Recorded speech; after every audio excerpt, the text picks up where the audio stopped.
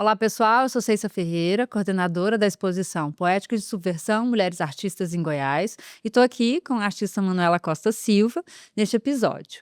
Para começar, vou fazer minha audiodescrição. Eu sou uma mulher negra de pele clara, estou usando uma blusa rosa, pink bem forte, tenho cabelos cacheados, cor castanho escuro, estou usando um brinco dourado comprido. Então é isso, vamos começar aqui. Quero agradecer a Manuela, né, pelo convite de estar aqui conversando com a gente. Bom dia, Manuela. Bom dia, Ceissa. Eu sou a Manuela. Eu agradeço muito o convite de estar participando. É uma honra poder trocar um pouco nossas ideias, nossas artes. Eu sou uma mulher branca, tenho cabelos loiros, estou usando uma blusa bordô com um kimono florido. Perfeito, obrigada, Manu. E para começar, eu queria que você falasse um pouquinho, Manuela, sobre as obras, que eu acho que é muito válido para quem está acompanhando. Assim. Você tem um trabalho muito rico de trazer essas imagens do inconsciente. Queria que você abordasse isso para gente. Sou muito grata a todas as pessoas que foram fundamentais na minha trajetória. O Dalton é uma delas, assim. Foi uma história muito interessante sobre como ele me convidou para ir no ateliê dele, que era lá na rua, indo da Praça da Mandaré. E ele me convidou, só que eu tava tão nervosa que eu não lembrei disso. E depois que ele falou, tipo, você me deu um ghost, eu não lembrava, eu estava nervosa. Mas foi fundamental, assim, o Dalton na minha vida não teria sido artista se não fosse ele acreditar em mim, assim. Que foi em 2019, né, quando eu entrei no ateliê dele e tal. Então, eu sempre fico super orgulhosa de falar que eu tenho o diploma do Sertão Negro, que é pro meu Lattes. E, enfim, as obras vai muito seguindo muito de como eu estava saindo da graduação, que foi no meu TCC, eu fiz uma videoarte, inclusive, e tal. Vai uma coisa muito amarra na outra. Quando eu saí da graduação, com a orientação da professora Manuela, linda, maravilhosa, e aí, quando eu entrei, eu passei na residência artística, que era o Trampolim, que é a residência para jovens artistas, e aí resultou que era com a curadoria do Rafael Fonseca, e resultou no final a exposição Corpo no Ar Pronto para Fazer Barulho. Aí foi lá quando eu conheci o Dalton. Aí eu vi ele chegando, meu Deus, aquele é o Dalton. Aí ele falou comigo e eu tava muito nervosa, não lembrei que ele tinha me falado. Mas foi quando ele conheceu meu trabalho e lá já nessa exposição que eu já tinha obras que tinha instalação, tinha objeto, tinha desenho e vídeo também. Como eu trabalho com várias linguagens, eu acredito na potência do que cada linguagem oferece. Então, tem obras que elas vão ter muito mais potência em vídeo, outras vão ter potência como instalação, outras desenho e tal. Eu vou no que elas me pedem, né? E esse acesso às imagens do inconsciente é a minha trajetória, assim, como artista em si, assim. Mas, por exemplo, no caso da exposição, eu tenho 2, 3 pinturas, um desenho em grafite, uma videoarte e objeto, fotografia. Eu fiz um pouco de tudo, acho que eu carimbei a cartela, assim, fiz um bingo. Mas, bom, é isso. Eu acho que eu faço o que o trabalho pede, sabe? Eu acho que o processo criativo, ele pra mim, uma coisa muito existencial mesmo. Existencial não no sentido, quem sou eu, para onde eu vou, mas acho que é uma forma de exercer a espiritualidade, de exercer o autoconhecimento. Você se pergunta coisas e aí você verifica na sua intuição, na sua produção, no seu desejo, se aquilo faz sentido para você ou não, assim. Aí você vai pela via clássica. Quem acha que a gente acha que vai poder dizer algo sobre o inconsciente são as pessoas da psicologia. Mas também fui entendendo que eu estava na faculdade de arte, eu não estava na faculdade de psicologia, então que a arte, ela libera, é livre. E fui vendo os meus pares que eu me reconhecia, eu fui encontrar mais sentido na poesia do que na psicologia e na liberdade da criação. Teórico que eu mais me identifiquei é o Jung, depois eu fui no Bachelard, que é um outro que fala da poesia, das poéticas, das imagens das águas, das imagens da natureza. E aí eu me encantei profundamente, loucamente, assim, apaixonada, encantada pela cosmovisão indígena da natureza e dos sonhos, que para mim é o o suprassumo da perfeição. E que eu vou me encontrar naquilo, assim. Tava revendo um trabalho meu antigo e foi quando eu descobri o inconsciente. Era um trabalho de fotografia da faculdade, que era eu dentro, tipo, lá no Grande Hotel, assim. Então, era de uma montagem de uma parte minha dentro do cômodo, olhando pra câmera, e aí tinha uma outra olhando de fora da janela, assim. Naquele momento, eu achava que o inconsciente era uma casa abandonada, uma casa escura, um quarto do despejo, né, das coisas que a gente não quer saber, como as pessoas geralmente dizem. Eu achei que era uma casa, um quarto escuro, mas não, é um oceano, é natureza, é uma floresta amazônica, linda, perfeita, assim, perigosa, assim como a natureza é que ela tem de linda, ela tem de perigosa. Essa complexidade, pra mim, é poesia viva o tempo todo, assim. E eu fui me identificando nessas coisas, de como, por si só, o sonho é arte. Ele é arte, a natureza é arte. Eu realmente fico muito emocionada com essa perspectiva de ver as coisas e o fazer artístico que ele vai conduzir à própria verdade, assim, junto com o trabalho. Eu tenho intuições, tenho deduções, assim. E aí é só a forma, como no meu processo criativo, eu entendo, até faço paralelos com gestações, assim, como, sei lá, meu óvulo, ele é fecundado por encantamento. Eu preciso estar fecundada, emocionada com algo, para aquilo ter todo um processo de gestação mesmo. E sofrer com as dores do parto, que dói muito. O processo criativo ateliê, a gente pode ter algum tipo de romantização, de nossa, é o espaço do artista, mas é um espaço de trabalho mesmo, da Isso é gente. muito, muito bom te ouvir, né? Porque às vezes fica parecendo algo muito glamuroso, né? Aham. Ou que é tranquilo, mas não, tem dificuldades. Quando você trabalha com prazo também é uma coisa, quando você tem que entregar Sim. coisas, mas vai ter um dia que você às vezes não tá bem, às vezes você aposta numa solução, chegar lá não é aquilo. E são as dores do parto, assim. E depois que o filho nasce, pronto, tá lindo. Mas é uma coisa que ela tem a sua beleza na hora da concepção e também tem a sua dor. E depois você quer ver seus filhos no mundo. Embora eu seja muito apegada, tenho muito carinho pelos meus trabalhos ainda, assim. Aí eu faço muitas relações, assim, sobre como eu tenho óvulos congelados, como eu tenho projetos que foram abortados, como óvulos que ainda eu preciso ter um momento de conseguir ficar grávida deles. E, por exemplo, atualmente eu me considero estando menstruada, assim, porque meu óvulo não foi fecundado. Mas sabendo aquilo que eu quero, mas ainda sem os aparatos, assim, mas enfim. Por isso que eu acho que muita arte, literalmente, ela é criatividade, assim. Tem muito um lugar da criação existencial. E você está grávida de si mesmo, eu faço isso, muito essa relação com o feminino também. É muito Enfim. rica essa metáfora, né? Porque Uhum. assim, também entender que é um processo, né? Que esse gestar exige tempo, né? Então, 9 meses. E aí, às vezes, tem situações que você tem que fazer um filho em 2 semanas, sabe?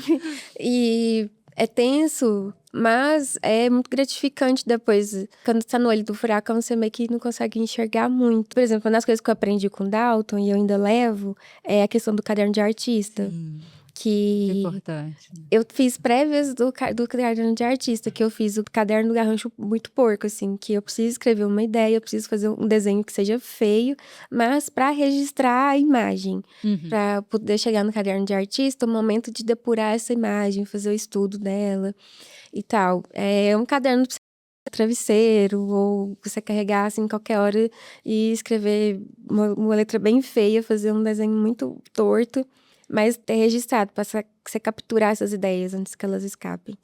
E aí, inclusive, eu tenho essa prática até hoje, porque eu tô fazendo agora uma pintura e eu tava fazendo um estudo em aquarela, seguindo as bandeiras que o Dalton passou para mim, de fazer esses testes e como cada vez que você vai passar limpo o trabalho, ele cresce, ele ganha outra forma. E uma ideia que era de um jeito no começo, no caderno de garrancho, vira outra coisa.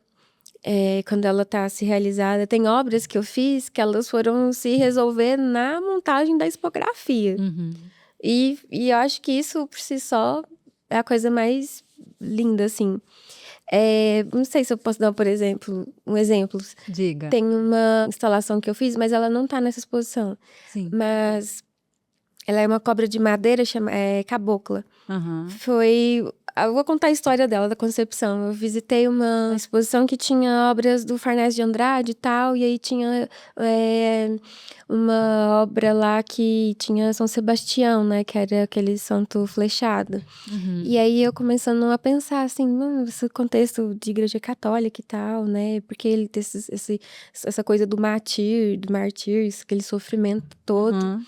E pensando o que seria, o que significaria uma cobra flechada, na verdade, né? Porque a cobra já é o meu totem há muito tempo, assim. Uhum. E das relações, assim, das simbologias que uma cobra flechada significa, né? E aí eu fui fazer essa cobra. E a potência dela não vai ser como pintura, não vai ser como desenho, ela tem que existir como corpo. Eu pensei nela como madeira. Nossa, meu Deus, como é que eu vou fazer isso? E eu fui procurar vídeo no YouTube, tutorial e não sei o quê. E é uma autodescoberta. Cada trabalho, eu já de aprender a mexer com madeira, aprender a mexer com ferro, aprender soluções, assim, de vida mesmo, sabe? E aí, eu achei essa solução da madeira. Meu pai tem uma chácara pequena lá em Pirinópolis e tinha uns pedaços de ipê amarelo e roxo que iam pra fogueira, porque que a gente fazia à noite. Aí eu peguei essas madeiras, a gente levei no marceneiro, aí ele fatiou pra mim, recortou elas no meio e eu consegui fazer uma sequência delas e virou uma cobra articulada. E aí, nesse processo todo, que foi também uma coisa, assim, uma viagem pra conseguir fazer toda essa cobra, ela tem uns 2,20 m. Eu tinha essa coisa da flecha, mas, pô, essa flecha não pode ser qualquer coisa, flecha de madeira. E aí, não sei. E aí, intuição, aí que vem o lugar da intuição. Essa flecha, ela tem que ser dourada, não sei, vem na minha cabeça. E fui procurar flechas douradas. A hora que eu procuro flecha dourada no Google pra comprar, sei lá, você tem que procurar soluções. Eu descubro que existe uma entidade da Umbanda que são os caboclos e tem um caboclo flecha dourada. Aí eu fiquei, meu Deus. E aí eu fui pesquisando sobre como ele é relacionado, não só a flecha dourada, como é uma relação entre a árvore e a cobra. Eu fiquei... Várias vezes no meu trabalho, eu tô só seguindo intuição e depois que eu descubro alguma relação espiritual que eu não fazia a mínima ideia de que estava acontecendo. E aí, antes disso, inclusive, de pensar que tinha que ser flechas douradas, eu tinha estipulado que tinham que ser 7 flechas. E aí também tem um caboclo com 7 flechas. Exato. E eu adoro a linha dos caboclos, são maravilhosos, assim, tem uma energia muito, enfim, muito forte, que me atravessa bastante. E esse trabalho, que até então não tinha o nome, eu coloquei o nome dessa cobra de caboclo. E aí, essa é uma cobra que ela estaria instalada na parede, assim. E eu pensei, pô, como é que eu vou conseguir instalar essa cobra de madeira na parede? Tentei uma vez, não deu certo, ela caiu. E o processo criativo é isso. Enfim, até dar certo, né? E aí eu conversei com um amigo sobre flecha dourada e ele me indicou um lugar lá no Rio de Janeiro que vendia essas flechas douradas, que é inclusive vendidas nessas casas de religião de matriz africana para fazer alguns trabalhos, eu não sei qual é o termo certo. Uhum. E aí eu comprei, e aí a solução que eu encontrei é que a própria flecha sustenta o peso da obra. Então eu fiz os buracos na parede, então é o próprio pino da flecha que atravessa da parede e atravessa a cobra. Então não é uma cobra flechada, é uma cobra que flecha. Então, aí subverteu, né, do santo católico, mártir, todo, né, enfim. E, não, eu que flecha, é a cabocla de 7 flechas douradas, assim. Então, essa obra é um exemplo, assim, muito bonito, sabe? De como... Eu não sou dona de nada, assim, eu acho que eu só sou um canal. Eu recebo intuições e aí o trabalho ele vai me mostrando o que ele é, a realidade vai mostrando o que é a química e a física, porque a gente se depara, a gente, nossa, eu vou fazer não sei o quê, mas chega lá, a coisa não sustenta o próprio peso, ou o material não combina com o outro. E às vezes tem uma solução muito mais simples, e aí é nessa solução que fechou tudo, sabe? E eu acho muito bonito, porque, sei lá, eu pensei, nossa, pai, ia pensar que essa madeira ia virar carvão, né? Sim. E agora ela virou Ah, é uma coisa muito bonita. E é o que acontece com uma das obras que tá na exposição, que é a Firmamento também. Sim. Que foi no momento que eu tava lá no Sertão Negro já, com o Dalton. E aí vem essas mesclas entre vida pessoal e vida artística, que pra mim não separa uma coisa da outra. É, uma coisa tá muito presente, tá num momento assim de fragilização, e o Dalton preparou um banho de canjica pra mim. E eu lembro desse dia e despejou na minha cabeça, eu usei roupa branca, eu fui pra rede lá do Choupano, dormi. E aí tive a visão de 16 mãos na minha cabeça, assim. E aí essa imagem já tava desde 2021 no meu caderninho lá. E eu, nossa, isso aqui eu podia fazer desenho e tal, mas eu pensei, pô, desenhar a mão já é difícil, fazer 16 mãos é muito. E aí, tá. Mas eu pensei, isso aqui vai ficar muito melhor, mas muito melhor se for instalação. E aí vai das coisas, assim, dentro do que a realidade permite e tal, mas ainda assim foi uma honra conseguir fazer, o projeto era 16 mãos, mas dessa vez eu consegui fazer 5 apenas, mas elas estão na confluência delas, assim, ainda tem a questão da numerologia mágica dos números, assim, enfim. E foi quando eu consegui realizar esse trabalho de pensar firmamento, né? Tem esse nome que é eu acho, tem palavras que elas por si só elas têm uma carga poética, que eu acho firmamento muito bonito. Muito Não sei, forte, porque eu né? penso assim, firmar, como é que é um céu que é algo aéreo, algo que não tem, sei lá, definição, que não tem chão, é firme, sabe? Não sei. E aí isso já vem a espiritualidade em si, ela explica como, porque, sei lá, é um firmamento, né? Nesse processo, eu tava vendo que eu tava falando de uma verticalidade, assim, de ver na espiritualidade que me acompanha, que cuidou de mim por meio do banho de canjica, cuidando do meu ori. E era uma troca, assim, porque esse trabalho é uma cabeça de cera, eu modelei ela em argila. Aham.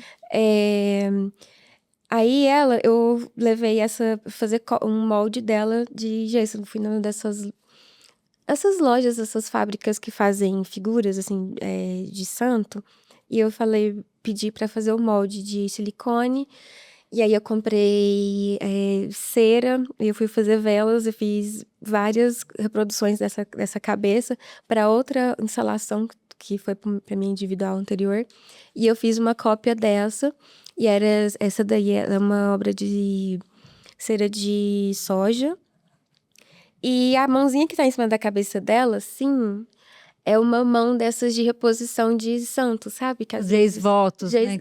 É. Não, de exvotos não. Exvotos é outra situação, mas é porque, por exemplo, essa mão que tá em cima da cabeça dela, assim, se vocês estiverem vendo a imagem agora, foi uma das vezes que eu visitei esse lugar que fazem essas coisas, era tipo a matriz que eles faziam um molde. E aí tinha vendendo essas mãos avulsas. Às vezes, até lá tem imagens de santo que eles quebram e para fazer restauro, eles vendem só a parte do corpo. Bom, enfim, e aí no processo que eu fui vendo de como é uma troca, né? E a escolha de firmamento, como a questão do que eu tô fazendo entre o céu e a terra, dessa verticalidade, tem uma obra que ela tem, acho que tem cerca de 3 metros do pé direito, lá dos fios, que são com lágrimas de Nossa Senhora até o chão. E do caminho que ela faz até eu querer, ela não vai ter base, ela vai estar no chão. Porque eu tô falando da terra, da questão telúrica. Mas não faço, assim, uma relação cristã, sabe? Tipo, céu e terra, isso aqui é inferno, coisas dicotômicas ou coisas maniqueístas, bem e mal. Não, é uma relação de entrelaçamento, Conexão. de conexão, de cuidado. Porque as mãos vêm do alto, mas a mão também surge do ori. Então, a pessoa, ela também tá segurando na mão. É uma troca, é uma sinergia, enfim. É muito legal isso, a gente já até conversou aqui nos outros episódios dessa indissociabilidade, né?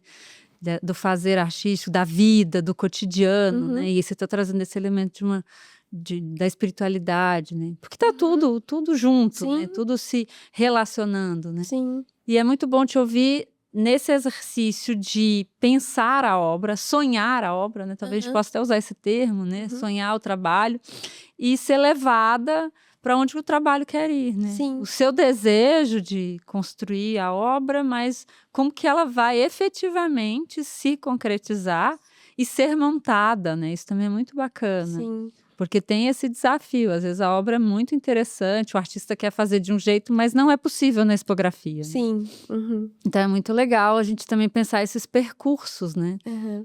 E é muito legal, é muito gratificante, assim, porque é um sofrimento pra você conseguir fazer as coisas. Mas a hora que você vê, tipo, nossa, a minha ideia tá na realidade, é muito legal. Sim. É muito, muito bonito ver que você conseguiu materializar. E ver a hora que você pare o seu filho e tá entreguei, consegui. Entregue, tipo. Eu não sei, eu acho que o artista, a gente sente a nossa honestidade de quando a gente sente que a gente conseguiu honrar. Eu acho que não é nem exatamente algo interno, mas é o próprio trabalho em si, sabe? Ele pede a verdade dele. A realidade também, as questões físicas, químicas, de sustentar peso, as questões expográficas, a relação com o espaço, com as obras dos outros artistas também, e como elas vão conversando. E para mim é isso, assim, por exemplo, e eu trabalhei com só elementos naturais, que eu falo de uma natureza inconsciente, poética, encantada, onírica, é materializada em natureza literal. Então, é uma pedra, é uma argila, Sim. é semente de Nossa Senhora, de lágrimas de Nossa Senhora, é concha natural também. Então, eu acho que nada melhor do que a própria natureza para narrar sobre o seu aspecto mais encantado, né? Sim. E aquela pedra, por exemplo, dessa de firmamento, é uma pedra que é um quartzito que é muito presente lá na região lá de Pirinópolis, onde meu pai tem essa chacrinha, então a gente tinha que passar naquela estradinha de terra e tinha várias pedras grandes no caminho, e eu passava, ai, nossa, essa pedra aqui. Então, toda vez que eu vou para lugar de natureza, eu sempre olho com uma coisa meio bióloga, meio geógrafo, assim, querendo fazer coletas para saber que aquilo ali um dia eu vou usar para algum trabalho meu. E deu trabalho para arrancar ela da terra, mas é muito bonito, porque ela tem a energia da terra mesmo, assim, então é coisa telúrica, essa coisa da carne, então tem essa densidade da coisa que tá da matéria e a sua sublimação, sabe? E aí vai que você falou da questão dos ex-votos, recentemente eu estava na Bahia, né, e aí a gente passou em Bom Jesus da Lapa, Sim. que tem essa tradição dos ex-votos, e aí toda vez eu entro lá para ver. Aquilo pra mim é uma coisa surreal. Não sei se você já teve a oportunidade de entrar lá, aquela caverna, que ela parece que está dentro de um organismo de pedra. Quanto mais você entra, vai ficando cada vez mais quente, mais úmido. E você olha para aquele teto que parece que você está dentro de um estômago, dentro de um útero, dentro de um intestino. E é rocha, mas é uma rocha orgânica. E aí, centenas e centenas de cabeças penduradas, e mãos, e pés, e muletas, e casinhas que as pessoas conseguiram. Eu acho isso lindo, muito, muito, muito. Verdadeiramente, isso me emociona tanto que é bonito, porque existe muito uma romantização, assim, do sofrimento e tal. Mas olha que coisa bonita, assim, eu consegui alcançar algo pelo meio da espiritualidade, e eu vou em troca da arte. Eu acho que é lindo, assim, sabe? Uma narrativa muito mais bonita e encantada do que a da dor, sabe? Concordo. Não é? É muito especial, né? Porque é materializar essa devoção, esse agradecimento, né? Uhum. É muito bacana. Por isso, na hora que você falou, eu lembrei exatamente dos ex-votos. Outra coisa que eu acho massa também de te ouvir, Manuela, que é esse exercício, né, de pesquisa constante. Não sei se a palavra seria pesquisa, né? Mas você está sempre ligada em coisas que você pode trazer para sua obra, né? E aí, como eu falei, às vezes as pessoas têm uma visão muito glamurosa do que é ser artista, mas além dessa inquietação constante, né, é esse exercício de estudo, de pesquisa, de buscar elementos. Nossa, isso aqui pode, né, se conectar com o que eu quero, que é transformar aquilo que está na tua cabeça, no teu desejo, na tua criatividade, em algo que seja possível de ser visto, de ser tocado, né? Sim. Então, acho que também é muito legal a gente pensar essa dimensão cotidiana de um trabalho árduo, sem dúvida, né? Eu acho muito massa. Sim. Eu, antes de tudo de arte, a coisa mais simples, primária de arte, eu amo desenhar. Pode ser uma coisa mais idiota, um desenho de observação dessa taça. Eu vou adorar ficar 1, 2 horas desenhando isso aqui, simplesmente porque eu, desde criança, eu Uhum. gosto do desenho, eu gosto da prática do fazer artístico em si. E aí, isso é meio que uma das coisas que meio que dá uma cansada, essa coisa do trabalho árduo, é você conseguir chegar num resultado visual que agrada. Porque eu sou um pouco perfeccionista, mas ao mesmo tempo, o perfeccionismo pode travar e atrapalhar o processo. Mas tem que ter um apuro, tem que ter uma honestidade consigo mesmo. Então, é sempre um diálogo entre técnica e, enfim, a verdade, a poesia da coisa para ela conseguir se materializar, assim. Eu acho que é uma coisa sobre você preparar um corpo para uma alma, sabe? Eu acho que é algo nesse sentido, assim. Aí entra naquelas piras sobre realmente você ser um pouco bem a criatividade, assim, bem no aspecto bem amplo da coisa, sabe?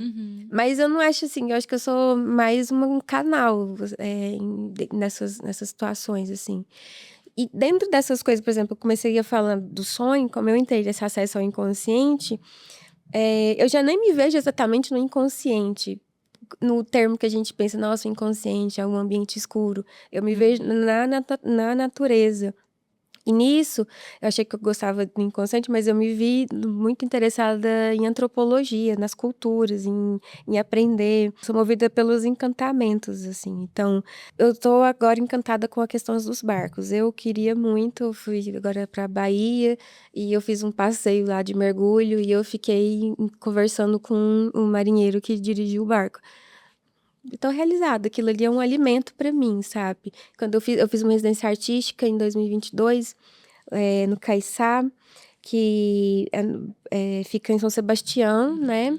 E fica num bairro chamado Boiçucanga, que foi tem um significado de nome indígena que é maravilhoso, porque tem a ver com as coisas que eu faço, que chama cobra grande e tal. Olha. Mas, enfim, aí eu entrevistei um pescador que chamava Dalton, inclusive, e ele tinha um barco que chamava Opinião, e tem um vídeo que eu gravei dele, assim, e falando, nossa, como é que é pra pescar e tal? E eles falavam, pra pescar tem que ser à noite, é melhor, na lua crescente, por isso e por aquilo, porque é quando os peixes, eles estão em determinado comportamento, e ele tecia a própria rede de tarrafa, e lindo, eu me alimento disso, assim, dos saberes, dos encantamentos dos outros, da sensibilidade dos outros, das narrativas de... Eu vou dizer amor, mas obviamente amor não é assim, no aspecto romântico, é de tipo de pertença, de nutrição, de afeto com a natureza, com os outros, com os saberes, com as, sei lá, as coisas das benzendeiras, dos saberes de... não sei, aquela árvore ali em tal lua, a seiva tá se comportando daquela forma ou não. E isso é uma coisa muito preciosa. Sei lá, eu vou saber que eu trabalhei com... O material que eu trabalhei com a flecha era latão escovado, ou que a madeira que eu usei era ipê roxo, enfim, qual que é a característica daquele material, qual é a madeira para fazer um barco, enfim, tudo é muito significativo, tudo é muito encantado para mim. Sim. Então, foi muito mais significativo, por exemplo, eu fazer minha própria cabeça do que eu comprar uma cabeça pronta, né, para fazer essa obra. E é quando isso vai desembocando nas várias liberdades que a arte em si tem, e você vê, posso fazer o que eu quiser. Então, por exemplo, vai acontecer no trabalho da exposição, que é Divinas Tetas, que é o peixe com tetinhas. Peixes têm peitos? Não tem, mas a arte tá aí pra gente pirar. Então, é isso. Às vezes até eu converso com as pessoas da biologia, eu falo assim, é óbvio que eu sei que peixes não têm glândula mamária, mas vai pro lado que eu gosto muito das mitologias, da espiritualidade, da fertilidade, das Yabás, das águas. Então, Divinas Tetas, que inclusive é uma referência à música do Caetano Veloso, que é Vaca Profana, né? E é uma subversão também aquilo ali, porque, por exemplo, esse trabalho do firmamento, acho que ele pega a parte mais muito sublime, muito da coisa Uhum. poética, né? Porque é uma coisa ali. Mas quando eu trago um peixe com uma vagina bem na cabeça, aberta, com vários peitinhos, assim, aí tem peitos que são peitos de seios novinhos, empinadinhos, sexys lá, ou de velhos murchinhos, assim. Então eu tô falando de um feminino ou algo assim, que a gente tá falando da poética de subversão. É isso, é um feminino que eu não tô aqui pra agradar, eu tô aqui porque Sim. eu sou. É uma árvore, ela não vai produzir piqui ou sei lá, qualquer outra coisa, porque ela quer agradar. Uhum. Eu sou o que eu sou, e eu não tô. Acho que assim como a natureza, as mulheres são, né? Deveriam ser vistas dessa forma. Então, Uhum. eu entendo isso quando você traz a imagem da vulva, a imagem dos peitos, que são coisas que são sexualizadas, e você traz no sentido que não é nesse contexto, ela traz uma desobediência, sabe? Mas e quando Incomoda, né, as incomoda. pessoas. E é pra incomodar mesmo, assim. Tanto que as imagens de vagina que eu trago no meu trabalho, eu faço questão de ressaltar o clitóris, porque faz uma. Que essa coisa do prazer feminino é uma coisa que também eu faço referência às imagens das santas, como elas. A questão dos lábios e a cabeça. Então eu faço muita essa coisa do divino feminino mesmo, assim. Uhum. Como poderia ser visto como um feminino pejorativo, pestilento, nojento, como eu levo para a questão da cobra, eu não, sim, ela é fértil, ela é maravilhosa e é um peixe que tem muita fertilidade para dar, assim. Então, e nessa espiral ascendente, enfim. Era uma obra que me veio, que na verdade não era um peixe no começo, mas aí tem essas questões da criatividade. Aham. Que você tá no processo criativo, você tentar fazer uma coisa, mas vem intuições de, não, e se eu fizer um outro deslocamento de sentido? Nós não esperamos que um peixe vai ter essas características, Uhum. né? Enfim, e aí, por exemplo, continuando levando isso para a imagem das serpentes, né? É, porque o peixe, ele para mim, ele tem muito um sentido dele ser o arquétipo é a água viva em si. E nessa água é essa das águas primordiais, da criatividade. É um feminino selvagem que escorre entre os dedos, assim, sabe? Enfim, Uhum. E a serpente, ela já é a própria subversão disso. Quando eu tiro ela do contexto não é quando acontece nessas pinturas que é entre Ciranda e Deixe-me Chorar nos Seus Olhos, que estão na exposição, né? Tem, por exemplo, Deixe-me Chorar nos Seus Olhos, são uma jiboia entrando e saindo do olho dos meus olhos. São três, são meu próprio rosto, mas elas estão serpenteando nos meus olhos, assim. Uhum. Então eu falo de ancestralidade naquele trabalho, por exemplo, assim. Eu não sei se eu tô conseguindo amarrar direitinho, mas é porque vai me surgindo ideias. Mas é bom você descrever, assim, pra gente, né, Sim, acompanhar, né, e pensando o trabalho que tá na exposição, é bacana. sim. Por exemplo, aquele trabalho, ele me surgiu como uma questão falando já de ancestralidade, porque tem um trabalho da Ana Maria Maiolino, são três mulheres, uma criança, uma adulta e uma senhora, e tem fios entrando e saindo da boca delas, assim. Então, eu vi essa coisa da ancestralidade, eu pensando como isso se dá de forma, tipo, muito visceral, com cobras entrando e saindo dos olhos. Então, a cobra, que no caso eu sempre trabalho a jiboia, né, porque ela é uma nativa, ela é constritora, né, então ela não tem veneno, enfim. A padronagem dela é muito bonita, como ela permeia e costura, né, Sim. essa não sei, essa coisa do feminino, como eu vejo essa coisa da ancestralidade, do que vem antes, né? Essa Uhum. raiz, enfim. Bom, aí a serpente, como eu estava dizendo, ela vem em várias frentes minhas. Ela vem da ancestralidade, da espiritualidade em si, tirar ela do lugar que o cristianismo levou para um lugar muito Uhum. negativo, que é é o do pecado, é o inimigo, Sim. é a mulher pecadora, reprimir a sexualidade dela, enfim, a bruxa, toda aquela coisa negativa, a víbora, e resgatar os sentidos ancestrais dela. Ela tá no início de tudo, todas as civilizações, todas as culturas, as indígenas, as astecas, na cultura hindu, do Oriente. Ela é o início, é o Ouroboros, a vida é morte, então ela é o início de tudo. E aí vem toda uma desconstrução, uma reconstrução, porque no Ocidente ela virou fala, então ela pega umas coisas muito masculinas, mas não, eu estou falando de uma cobra que ela é matriz, ela é útero da heroína que se sacrifica para dar início ao mundo, né? É um totem mágico, enfim. E tirar desse lugar negativo, não, somos selvagens e somos bruxas lindas, enfim. Isso é muito legal, assim, de rever, né, essas imagens que já são impostas, esses valores, né, muito Sim. bacana. E é uma das coisas que eu levo que eu faço uma subversão. Paralelo com a figura da vaca, né? Porque a vaca também, ela é o contrário. Tipo, no Ocidente, a mulher não deve ser a cobra, não seja a cobra, é o diabo a quatro.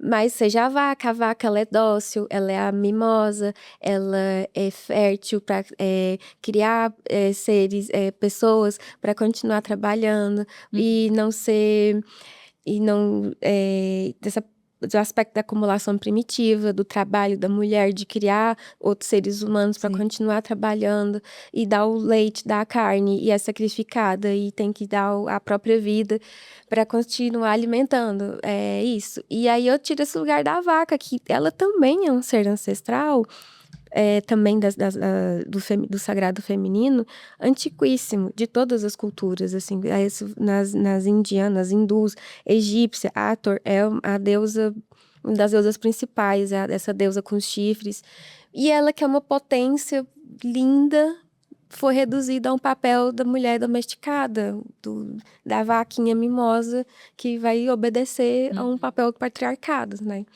Então, eu já vou trocando, subvertendo esse papel da vaca mimosa para ser uma vaca mansa, uma vaca que peita, né?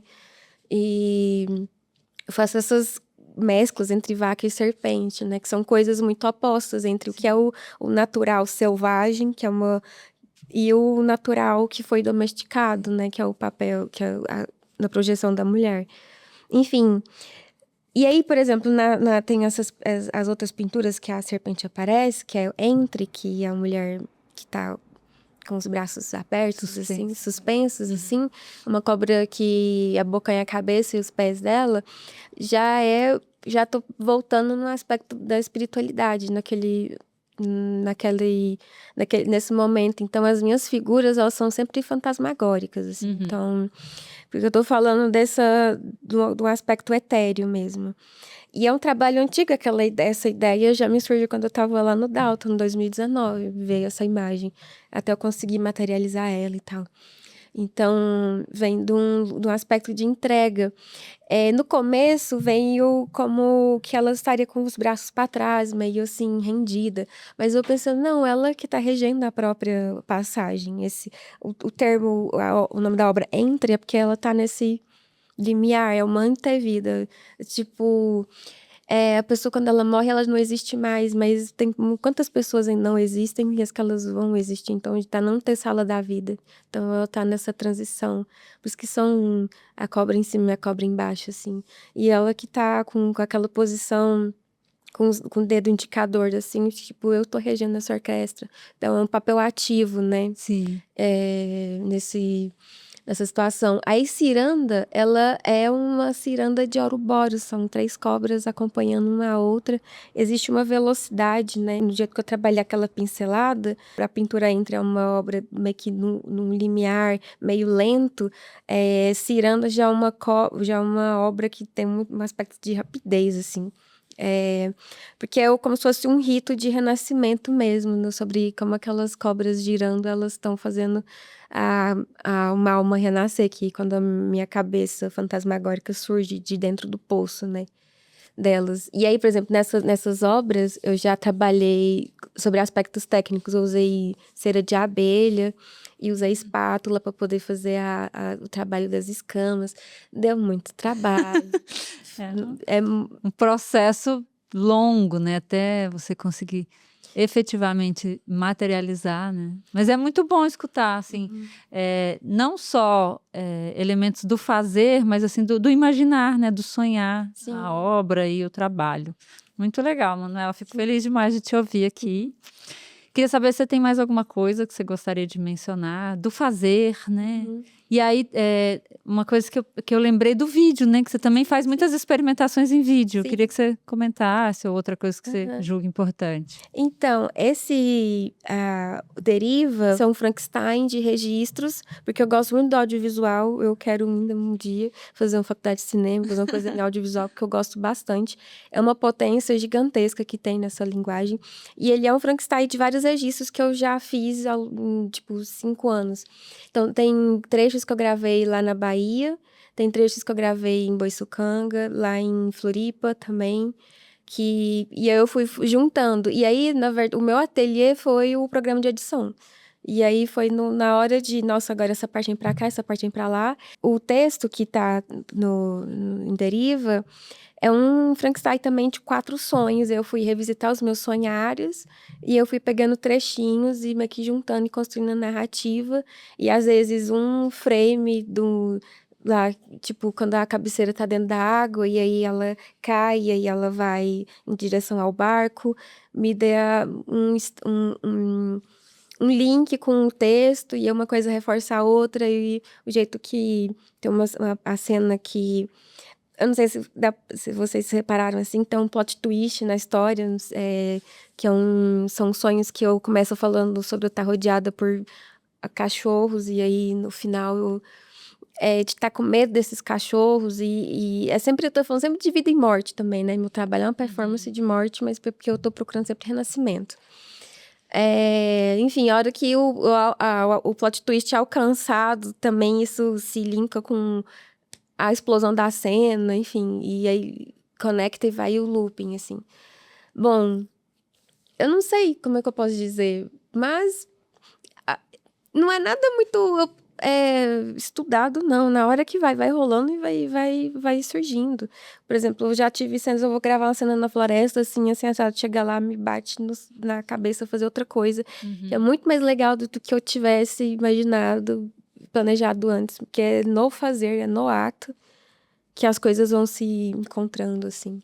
Isso também é muito rico, né? Sim, Tá aberta muito mais. aquilo que o momento te oferece, Sim, né? a verdade do trabalho tá nisso. Sim. Se a gente querer colocar na caixinha, fica pobre. Temos que subverter. Enfim, eu acho que é muito bacana, como eu falei, te ouvir como um processo de aprendizagem também, de entender como artista, ou de buscar entender como artista vai criando. Parece uma coisa literal, mas assim, nesse fazimento, acho que eu gosto muito dessa palavra, porque você vai fazendo escolhas, você vai trocando, você vai mudando aquilo que você já tinha pensado inicialmente. Né? Então, acho que é muito válido. Agradeço demais te ouvir. Fiquei feliz demais aqui, porque é uma oportunidade que a gente tem também de escutar, né? Quem está por trás da obra, como foi fazer a obra, né? Sim. Então, muito obrigada, Manuela. Obrigada. Eu agradeço a oportunidade de te ouvir. Agradeço quem acompanhou esse episódio. E quem tiver interesse pode seguir o Sertão Negro no Instagram e no YouTube. Acho que é isso. Muito obrigada.